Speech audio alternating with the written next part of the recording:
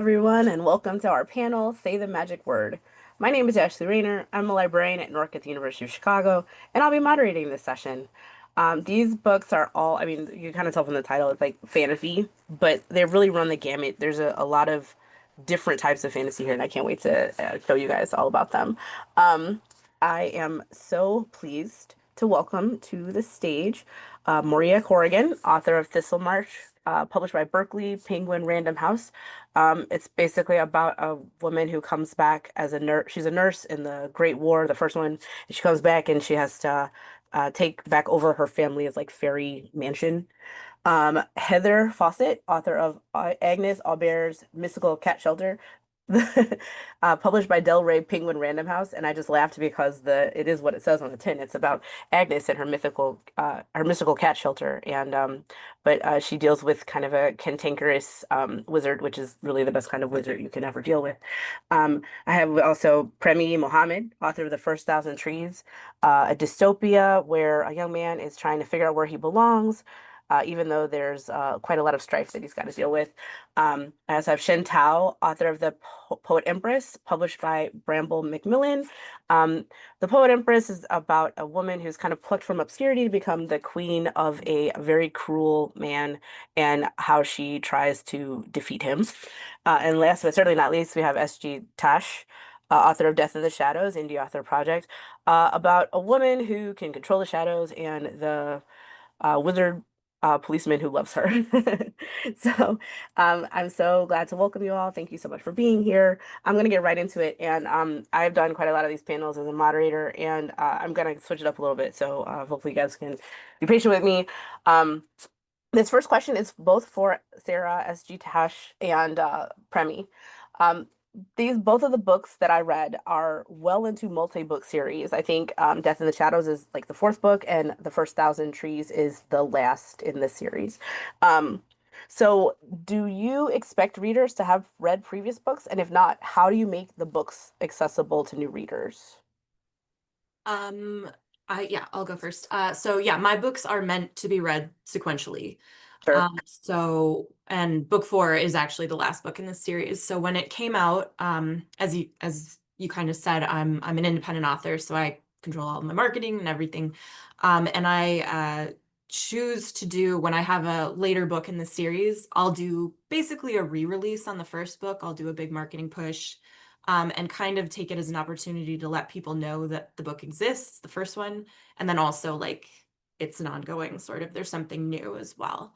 Um, and Sort of a production on the production side, something I saw on social media, since I try to kind of keep track of reader sentiment and stuff. People have been asking for numbers on the book covers, so they know where they are in the series. So I also have that as well to make sure that people kind of know that this is, this is book four in the series, and it does matter. And if I had time to before this panel to read all three of them, I would have, but that's what I'll go back to. Yeah. Premi, the same question is for you. Yeah, yeah, and it's always a matter of enough time, right? For me, I never expect anything from readers. I have been in publishing for 5 years, and I think that was my number one lesson. My hope is that people would read books one and two, and partly that's from a practical sense, which is that first book, The Annual Migration of Clouds, was picked up as a standalone. And then ECW came back to me to ask for two more books. So it wasn't written with the intention of there being a series. So we had to come up with two more books. And what that ended up resulting in was the second book starts like 4 weeks or so after the first book ends. And then that goes to, another 8 months later. But the third book starts actually right after pretty much the first book, but with a different character. So the second two books are happening at the same time in two different places with two different people. So my expectation is that readers would not really know what was going on in books two and three unless they did read book one. And certainly for book three, that's not meant to be a standalone either. So orienting readers, I am not sure happened. My editor certainly didn't push for me to do any kind of as you know, Bob type speech, to remind people what happened in books 1 and 2. So if people didn't read those first 2 books, my apologies, they are on their own. I was on my own, but I also like I think there's enough world building still and enough kind of like a view of both of these worlds where you can jump in here, but obviously now I have to go back and read the other ones, which I'm so excited to do. My next question is from Moorea, author of Thistlemarsh. When I was reading Thistlemarsh, I thought, wow, it feels like she's done so much research into English folklore. And then I see you have a degree in English literature. So yeah, you probably looked into it a little bit. Where specifically did you look for inspiration? Definitely. So kind of it's a mixed jar. So Susanna Clark's Her Jonathan Strange and Mr. Norrell was a humongous inspiration on this Okay. book. I'm Yeah. so glad you said that because I was like, I feel like with the Thistledown man coming back, I was like, oh, this is what Yeah. this reminds me of. Okay, Yes, good. very much so. And then there is a folklorist named Catherine Briggs, and a lot of her work is very similar almost to the footnotes in Jonathan Strange and Mr. Norrell. So I loved going through her dictionaries and things like that, and more of her work is available these days, which is awesome. And then just kind of the common fairy tale tropes. So Grimm Brothers, Perrault, some Scottish stuff like Tam Lin was a big inspiration, just for that kind of fairy folkloric vibes. And then also, I did a lot of research for historical things. So it's like the fairies in my world, we really don't touch on it much in this book, but um, on the continent, they're kind of treated as like saints. And then in England, because of the like the dissolution of the monasteries and things like that in Henry VIII's time, they became more secular. So we have that different world of, okay, the more courtly, saintly fairies of the continent, and then the more feudal but secular fairies of, you know, England. So those are kind of big inspirations for me in my research and learning. And then, yeah, it takes place in World War I. So of course, there's a lot of history and research that went into that particular part of the book as well. And it is really interesting too because the World War One stuff really does inform the fairy stuff, which I like that mixture of like this feels like it could sort of really happen because it felt like it was really set in a place. So I Thank think you. that works really well for me, at Oh, least. good. I appreciate Yeah. it. My next question is for Heather, author of Agnes Aubert's Mystical Cat Shelter. I'm trying so hard to pronounce that French right. I just feel like this You're book could good. only, oh, thank you. I feel like this book could only be written by someone that loves cats. So, first question, no shame here. This is a judgment-free zone. How many cats do you have? And did any of them make it into this book? Thank you. This is like my favorite question ever. Always give cat owners the opportunity to talk at length about their cats. It's great. Currently, I have one cat. She's a shelter rescue, similar to all of the cat characters in Agnes Aubert's Mystical Cat Shelter. And she did kind of make it into the book. She's the inspiration for an elderly gentleman cat named Thoreau, who is also all gray and very fluffy. And I even went kind of full on cat lady with my publisher when they were asking about the cover. I was like, could you please, like, I gave them pictures of my cat and I was like, could one of the cats look like Artemis? Like, it's kind of okay because there is a cat in the book that looks like her.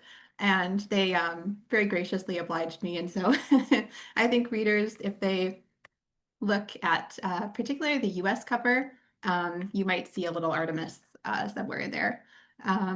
But yeah, I've always owned cats. I think at one point in my childhood, my family had 6 cats, which is arguably too many cats. I wouldn't make that argument personally, but maybe some other people might.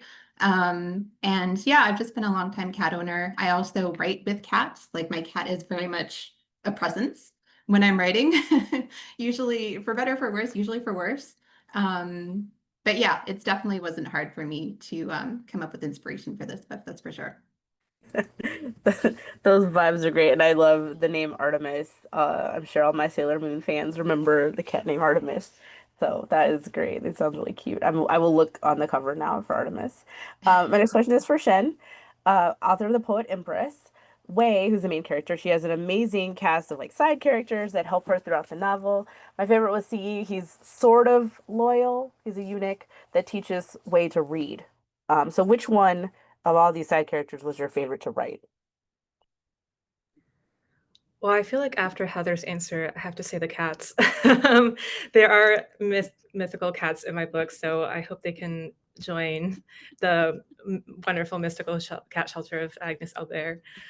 As for which character was my favorite to write, um, well, I guess like for people who don't know, the premise of the novel is it's set in a world inspired by historical China, and it's a world where there's poetry magic that gives you all the power, and women are not allowed to read in this world, so that's kind of kept hidden from them. So in many ways, it's an interrogation of like history, where it's often written by and about men. So as I was writing this book, I was thinking a lot about like where were the women? You know, what were they doing during this time? So my favorite to write is probably Cillian, who is the wife of a competing prince. So for context, way the main character is a concubine of the main like evil prince Terran, and Cillian is a wife of his brother, the eldest prince, and the one who should be heir. And the two princes are fighting for the throne. And so while surviving in a dangerous court, Wei needs to kind of learn how to read in secret in order to write the poem spell that will kill her husband, the evil prince. And Cillian helps her in many ways, you know, while having an agenda of her own. It's kind of, there's almost this parallel while the two princes are fighting each other overtly, the women are almost quietly working together in the background in a rebellious act of literacy, which I quite liked writing. And I just kind of, I really liked exploring how sometimes the women can be even more, you know, effective and nefarious than the men, because just because they're like, you know, shut out of the court and shut out of politics, they're not shut out of history. So And just because you don't maybe have a weapon doesn't mean you're not like fighting in your own way. So yeah, I really did like that connection as well. Like the idea of like what are the women doing during this time when these men are like having these big titanic battles, and it was a lot more subtle, but still really interesting to me. Um, my next question is for Premee, excuse me. I'm a scaredy cat. I'm just gonna say that. I know it's spooky season, but I'm a punk. I do occasionally read horror novels though, and it is fascinating to me how many of them use mushrooms and fungi as a vector for disease. I know they do that in what's the one with my boyfriend? Last of Us. You know, they have the zombie, and I've read other zombie books where mushrooms take over and stuff. So why did you choose fungus as your disease in these books, or as your illness? Yes. The one with my boyfriend. Um, You heard what I said. yeah. I, you know what, looking back, I'm not 100% sure. My background is in science, it's in biology. And in all my microbiology classes, I think the implication was sort of like there's something sort of inherently less scary, I think, about a virus or a bacterium. It doesn't seem like it's going to take you over and eat you. It will just infect you, right? But I think a lot of horror authors, like you said, you know, The Last of Us comes to mind. There's whole horror anthologies with fungus as the basis. There's Mexican Gothic. There's that Chuck Wendig novel.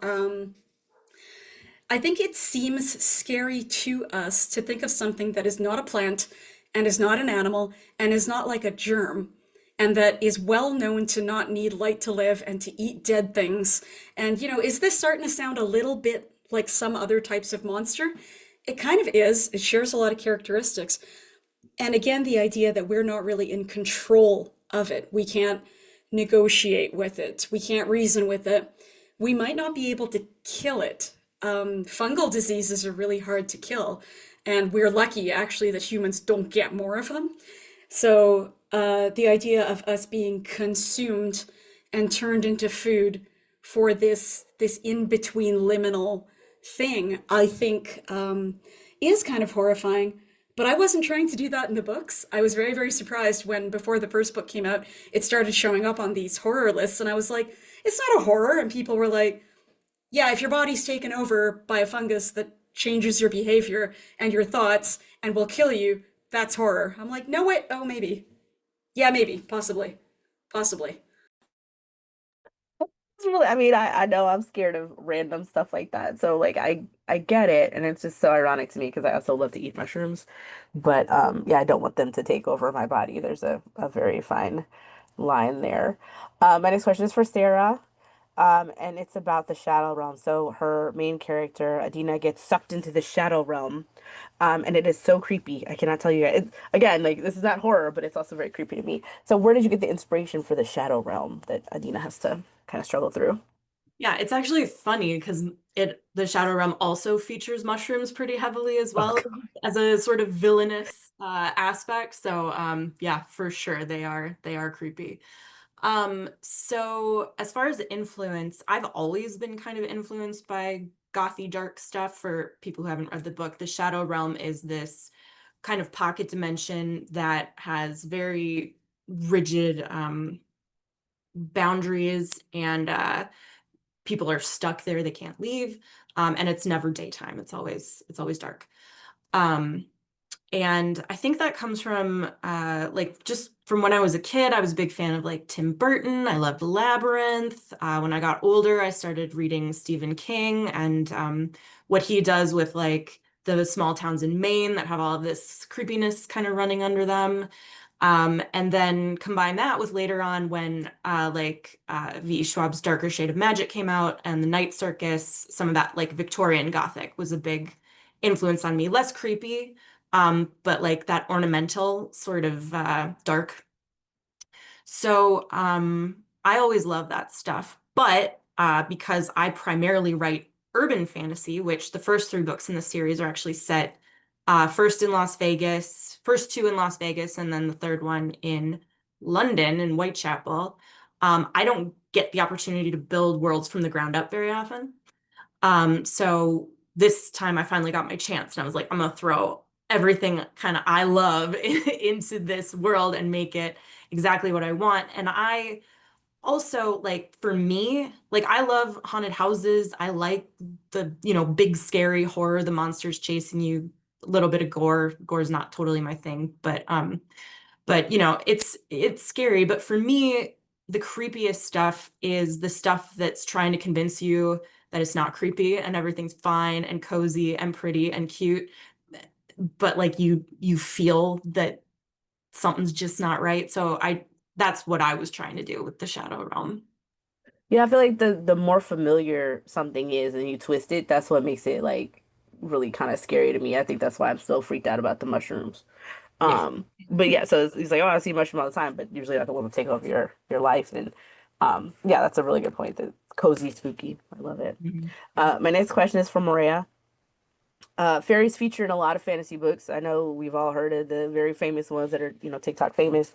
So how do you make familiar creatures feel unique for your story? So I think that I really wanted to create a good mix of whimsical and the scarier folkloric elements of fairies that you'd find in like, Irish folklore, Scottish folklore. I went to school in Scotland, so there was a lot of, you could go anywhere and you'd hit a fairy story that was scary. And then also, I kind of wanted the touch of the modern in 1919 also, I felt like kind of added something. So for example, my main male character Thornwood, he's a fairy, and he glamours a motor car. He loves this idea of this new motor car. He's kind of been out of the world for like 100 years or so, so he's really fascinated by this new world of the motor car that he's able to cobble together with sticks and like other things from the forest. But then at the same time, he's from a class of fairies that no longer exists in this world and can't really function in the world anymore. And I thought that the theme or the setting of 1919, right after World War One, was a really good place to explore that, because you can see a lot of media from that time, like Downton Abbey, for example, explores that, in that the aristocracy is kind of dying out. There was a lot of people who did die, like sons died, and so they couldn't maintain their mansions anymore. And it was like the dissolution of the manor house happened right after World War One. So people were losing their way of life, but in the same way, a lot of people were gaining a new way of life. So we see very briefly some common fairies who are not the aristocratic kind, who have adapted to modern life and who now actually have more freedom than they would have had under the aristocratic world. So that's kind of how I tried to make them unique, is having the folkloric element, but having them adapt into the world of the historical setting. And despite that historical setting, it's very dreamy, and I think it gives it a kind of timeless quality, just because it's just like, okay, yeah, I know it's set in 1919, but it feels like it feels very fairy tale-ish. It could almost happen anytime. So Thank you. I think, yeah. My next question is for Heather. Montreal, which I've never been to Montreal. It feels like a character in this book because we get to see so much of the city. What were your favorite parts of the city to highlight? Yeah, thank you. Yeah, I love Montreal. I'm not from there myself. I'm Canadian, but I'm from the West Coast. But it's always been one of my favorite cities on the planet. And I was actually lucky enough to be able to go there to write some of Agnes Aubert, which was really cool because although the book is set in an alternative 1920s Montreal, so it's like it's our world, but there are some key changes. So it's not really Montreal, Montreal. I was still able to kind of absorb some of the atmosphere while I was there. So that was very cool. Hopefully that comes across to people who know the city.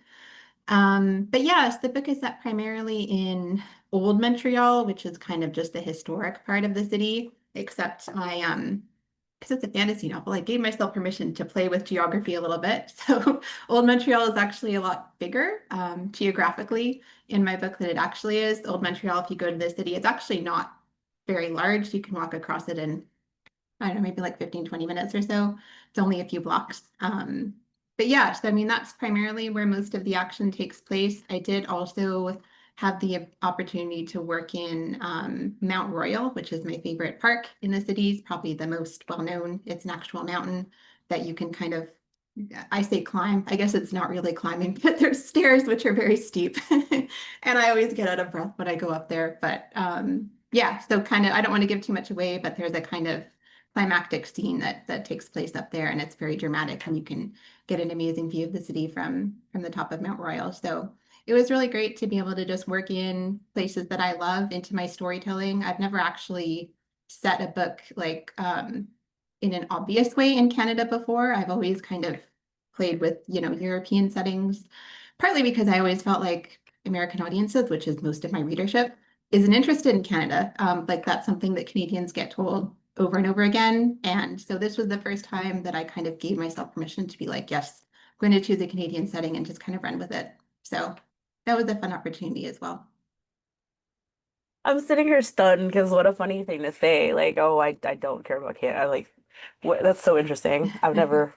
I'm glad you said it in Canada because again, now I'm like, I really got to go to Montreal and check it out. So good. I highly recommend. It's beautiful. Okay, good. And I'm thinking about the scene that you're talking about, and I did not know that it was like an actual mountain, so that is crazy. So it's really cool. My next question is for Shen.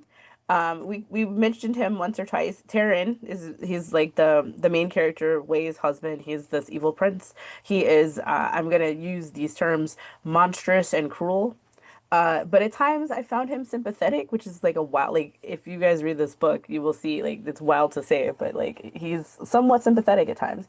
How do you make evil something the reader can understand? How do you make it, how do you do that? It's such an interesting question because I think understanding evil to some extent is actually the whole conceit of the story and maybe even storytelling in general. Because Wei performs a version of storytelling in the act of writing her poem. So the kind of conceit of the poet Empress is that she has to write a poem to kill a prince who tortures her.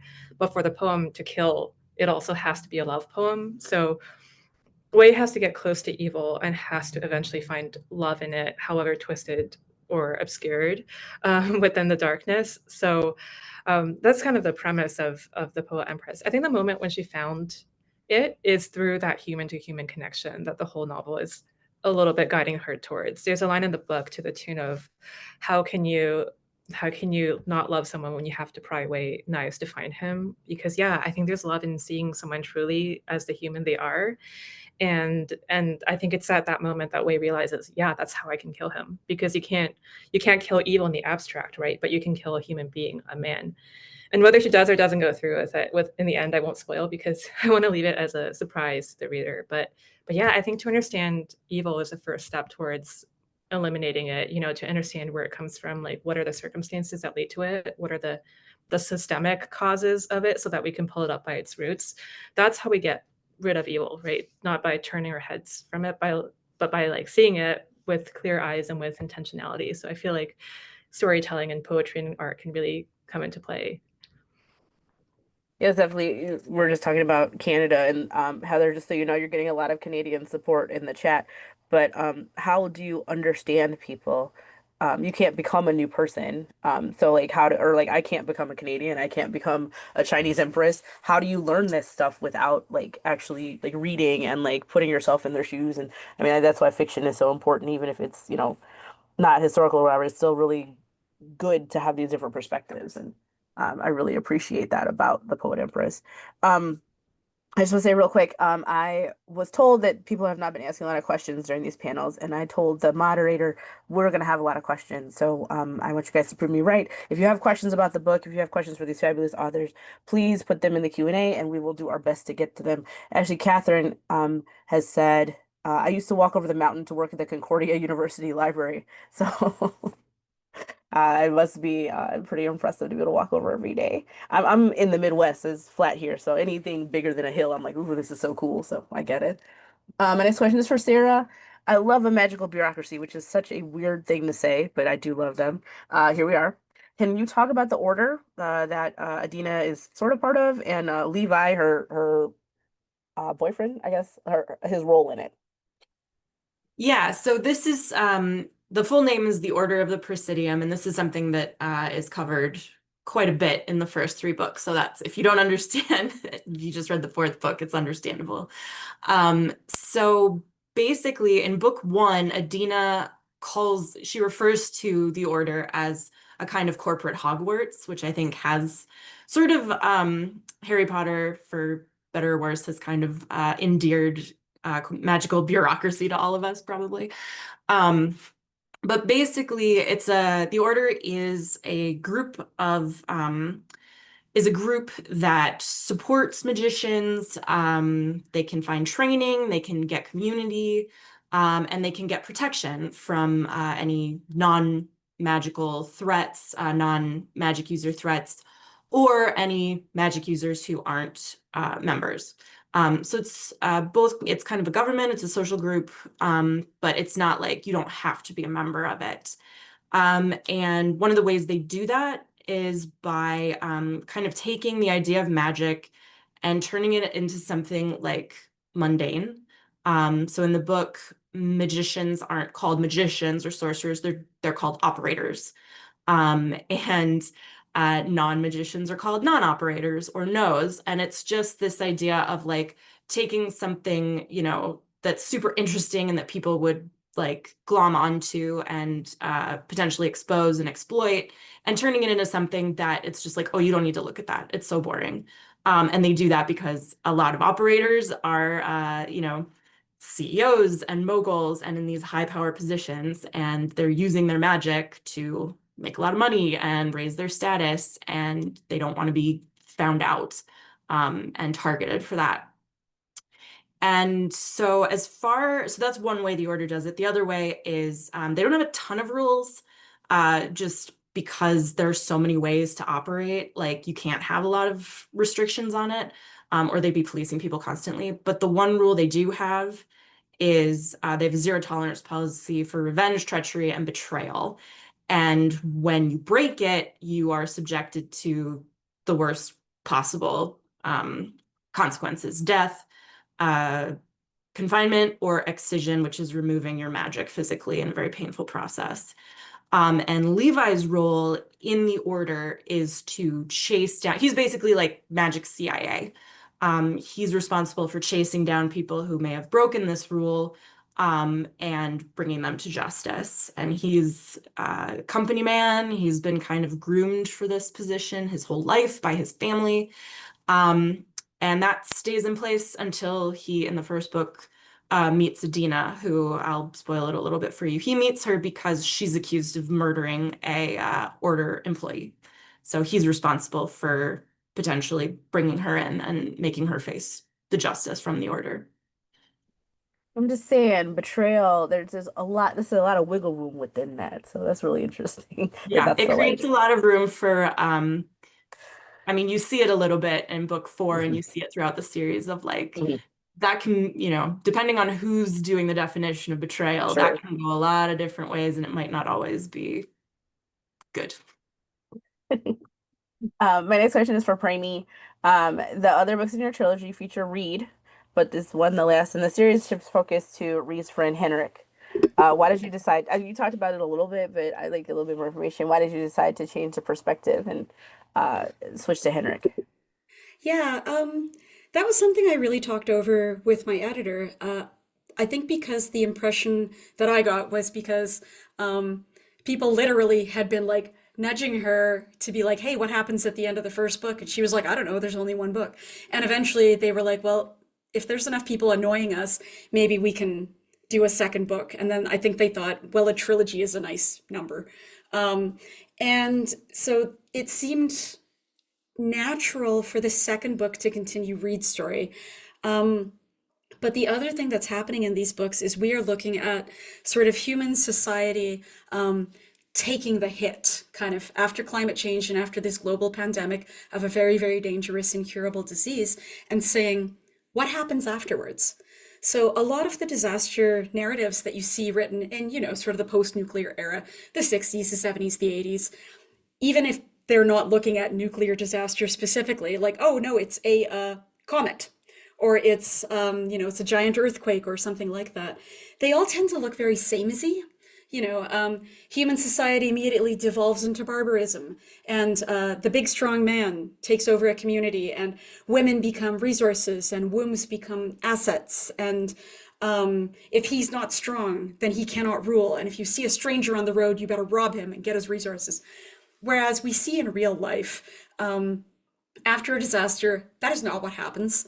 People pick themselves up, reach out a hand, find somebody else, pull that person up, and rebuild.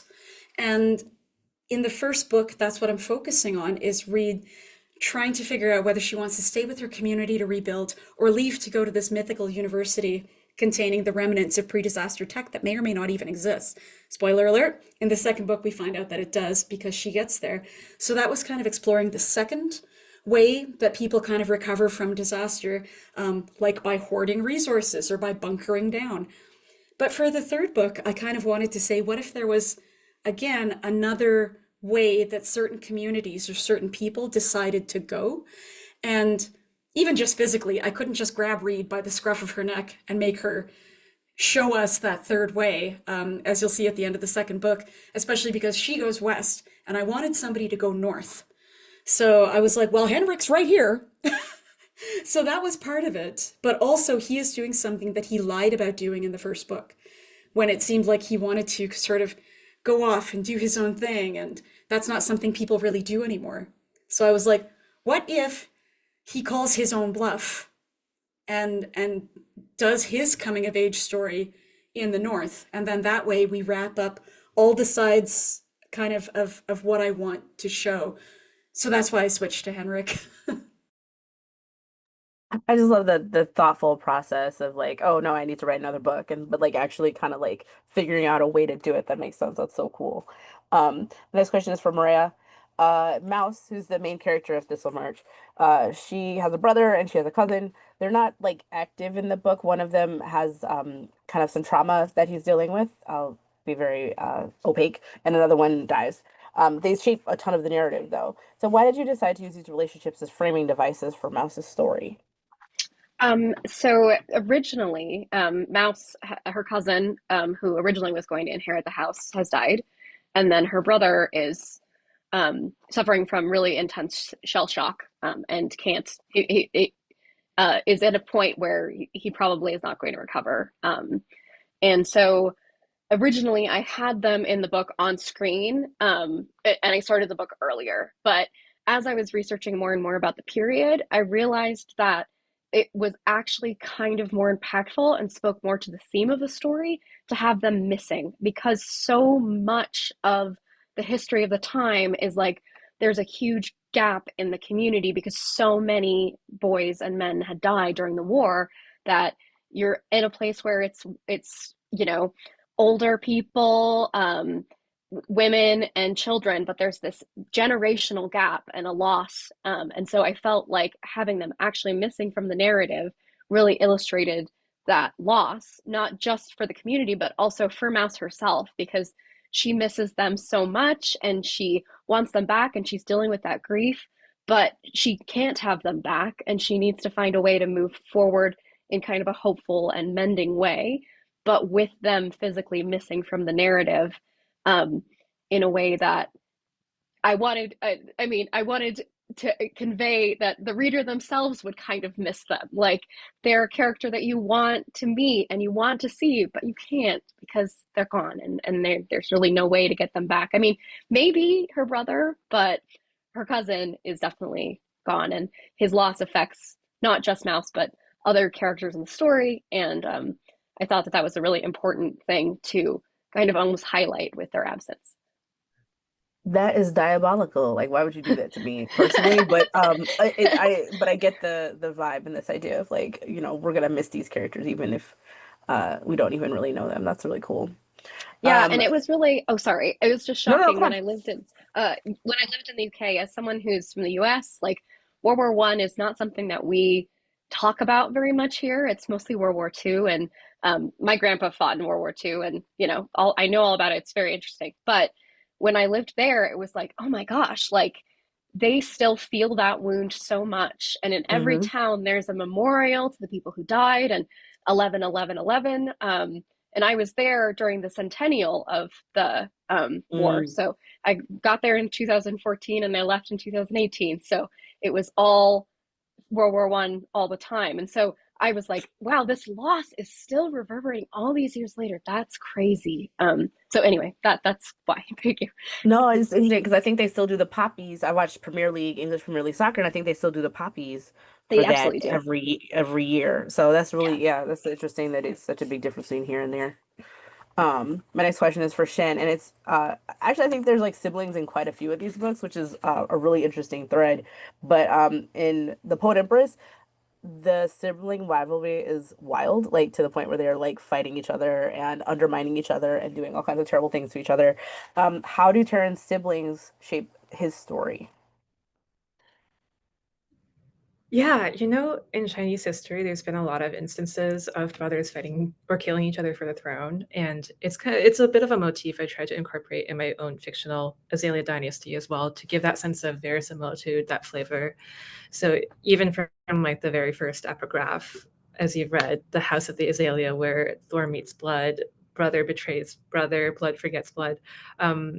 It's always been kind of there. But as an author, I'm always looking for ways to surprise the readers or find ways to diverge from expectations, even within my own world. And so one of the ways I try to do that is by making Terran's relationship with his older brother, Morrow, deeply loving and tender and almost unconditional, at least at first.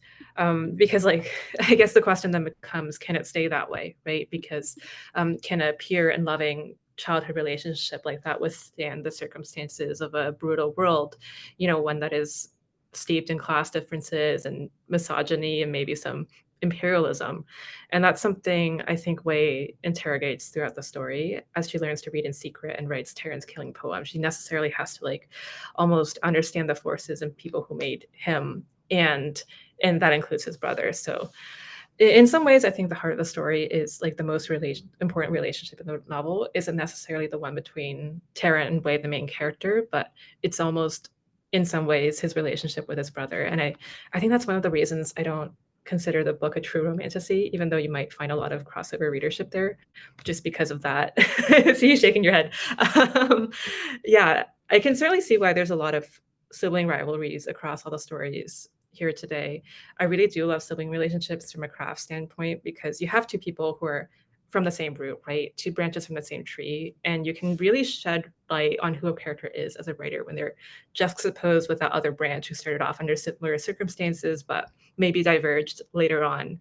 And for Wei, she finds that, by understanding Terran's relationship with his brother, she understands him and how to kill him. So yeah, like his siblings shape the story, and I almost think they are the story too. I didn't mean to contradict you. I was just like, I don't see the romanticy at all. There's no romance to me. But I could see why maybe someone would think it was romantic. But that's interesting that you would say that. My next question is for Heather. Magic in this world, I love a magic system too, is based on both a hidden forest and objects imbued with power. When you're inventing a magical system from scratch, where do you start? Yeah, thank you. That's a good question. So yeah, the magic system in this book, basically there's this other world, which is called the Rivenwood, and it's this spooky sort of collapsed society that had magic and was somehow corrupted by it. And then the magicians fled into our world, and we're kind of dealing with their descendants now. And they cross over into this world to harvest magic and bring it back, binding it to like artifacts, which are just basically anything with magic. And so for me, like I've invented a lot of different magic systems over the different books that I've written. My middle grade books, usually each of them has like a different magic system. Maybe it's like dragon magic. I think I have storm magic in one of my books. I think I do. I can remember that well. Like there's magical languages. So like for me, when I'm starting off a story, it always does start with a story and the characters. I like to have the magic system as something that just kind of hooks onto the plot and furthers it in some way. So like in this case with magical artifacts, we're dealing with a world where about 100 years ago, and the relationship that people have with cats is not quite the same as it is today.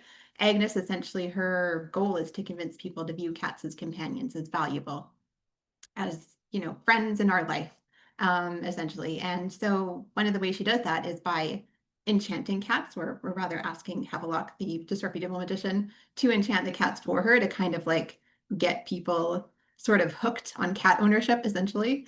To be a bit reductive about it, that's essentially the plot. And so it just made sense to have magical objects, which can also be enchanted beings, although the magic doesn't stick to animals as well, but whatever, that's a tangent. That kind of hooked into the plot in a way that sort of furthered the development of the story. And I like that's generally my goal, is to, rather than coming up with a magic system and being like, oh, this is really cool, let's like find a story for it.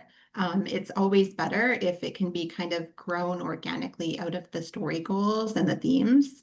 So yeah, that's usually how I approach a magic system. It's like story and characters first, and then what kind of magic would make sense in this context. That's really interesting. I never wrote a whole book before, but I feel like when I hear people talk about this, it's the other way around. Like people think of the cool magic and then like, okay, how can I fit this in? Rather than making the story and then the magic kind of fits in where it gets in. That's cool. My next question is for Sarah, and I think we have about 7 or 8 minutes left, so keep that in mind as you're answering. Sarah, in Death in the Shadows, you show a side of Las Vegas that few visitors have ever seen. I have heard of it because I am nosy and like to learn about this stuff. But why did you want to take your characters and readers to the underground tunnels under Vegas? That's a thing. It is a thing. It's kind of a long answer, so I'll keep it as short as I can. Just to explain how I can have a pocket shadow dimension and Las Vegas in the same book. This is a split narrative. So it follows Adina, who's in the Shadow Realm, and then Levi, who's trying to get to the Shadow Realm from Vegas to save her. So this is related to kind of what I was talking about earlier, where it's like this idea of something strange going on underneath or at the same time as a place where everything is like they try so hard to make everything good and fine and wonderful. And I live in Las Vegas. I love the city. I have, there's great artists here. There's, all of the benefits that you can imagine of living in Las Vegas.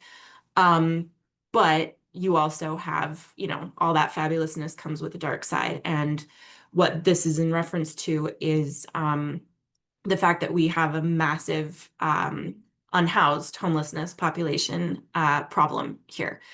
Like a lot of big cities, but what's unique here is that we also happen to have a giant network of underground flood tunnels for Vegas being in a desert. When it does rain, we get monsoon season here. You need a place for all that water to go so it doesn't flood the city. And so we have a big system underground. And I think conservative estimates put it at about 1,200 people living down there today. And, that is just not okay. And, I write fantasy, but I also write reality. That's urban fantasy. And it's important to me that I do not portray Vegas for all of its fantastical elements as a fantasy. It is a very real place with very real problems. So that was the reason that part of it, why I wanted to do that. And then the other part narratively speaking, was it made sense for Levi to have to literally face the darkness. And, he's had this very high sort of position and this place of respect that commands respect.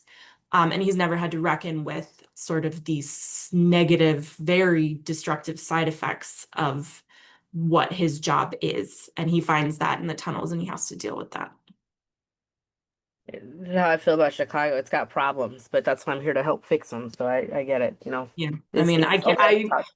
I'm one person, but as an Yeah, author, exactly. I do want to use what moderate platform I have to kind of bring light to some of that stuff, so to speak. Speaking of bringing light, Premee, the first 1,000 trees takes place after a climate apocalypse, but it also somehow feels hopeful. How do you add a positive spin to the end of the world?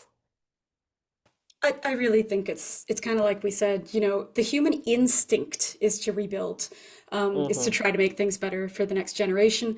I don't think you can stop people from doing that, even if you try, even when it looks like there are factions of people who are trying to strictly destroy rather than rebuild.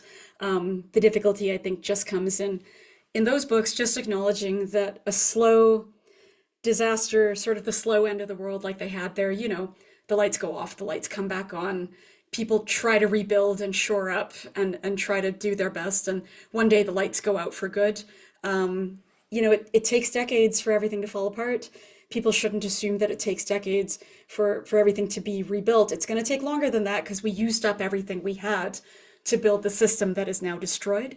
So I think the hope here is not really a noun, it's really a verb. And it's people saying, hey, as long as we keep working, that is what generates hope. That's the hope generator, is can we build something to uplift the next generation and make their lives easier than ours? And that's the focus really of all three books, is looking at how three different communities try to do that work.